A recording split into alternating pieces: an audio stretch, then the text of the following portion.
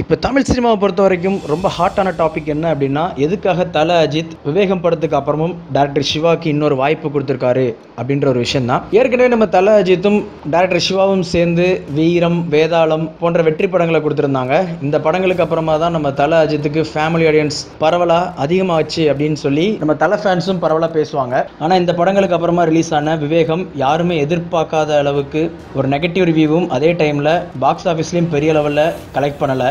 இருந்தும் சிவா சாருக்கு ஏன் தல அஜித் வாய்ப்பு கொடுத்தாரு அப்படின்றதுக்கு நம்ம தல அஜித் என்ன சொல்லியிருக்காரு அப்படின்னா, டைரக்டர் சிவா எனக்கு வெற்றி படங்களையும் கொடுத்திருக்கிறாரு. கடைசியா நாங்க சேர்ந்து வேலை செஞ்ச படம் சரியா போகல, இந்த நேரத்தில் அவர் வேற யாருக்காவது படம் எடுக்க போனாரு அப்படின்னு சொன்னா, போன படம் இவருக்கு சரியா போகலையே அப்படின்ற மாதிரி யாரும் பேசிடக்கூடாது. ஒரு வெற்றி பட இயக்குனராக தான் டைரக்டர் சிவா அடுத்த ப்ராஜெக்ட் கமிட் ஆகணும் அப்படின்றதுக்காகத்தான் மறுபடியும் வாய்ப்பான். அது மட்டும் இல்லாமல் இந்த படத்துக்கு நம்ம டைரக்டர் சிவாவை கமிட் பண்ணுறதுக்கே பலகட்ட பேச்சுவார்த்தைக்கு அப்புறமா தான் கமிட் பண்ணியிருக்காங்க அப்படின்ற ஒரு செய்தியும் வெளிவந்திருக்கு.